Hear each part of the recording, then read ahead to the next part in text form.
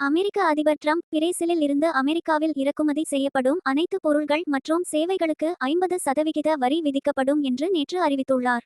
இதற்கு எதிர்ப்பு தெரிவித்து பிரேசில் அதிபர் Luiz Inacio Lula da Silva தனது எக்ஸ் பக்கத்தில் குறிப்பிட்டிருப்பதாவது: பிரேசில் ஒரு இறையாண்மை நாடு.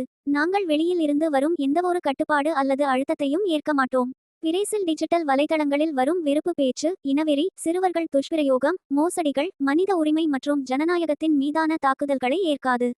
பிரேசிலில் பேச்சுரிமை என்பது எந்தவொரு வன்முறையையும் ஊக்குவிக்காது. பிரேசிலில் இயங்கும் அனைத்து நிறுவனங்களும் இங்கே இயங்குவதற்கு பிரேசில் சட்டத்தை பின்பற்ற வேண்டும். பிரேசில் உடனான அமெரிக்காவின் வர்த்தக பற்றாக்குறை கூற்றுகள் தவறானவை.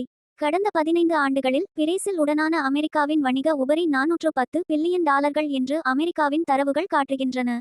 அமெரிக்கா எங்கள் மீது புதிய வரிகளை விதித்தால் பிரேசில் அதற்கான பதிலடியை பிரேசிலின் பொருளாதார பரஸ்பர சட்டம் மூலம் கொடுக்கும்.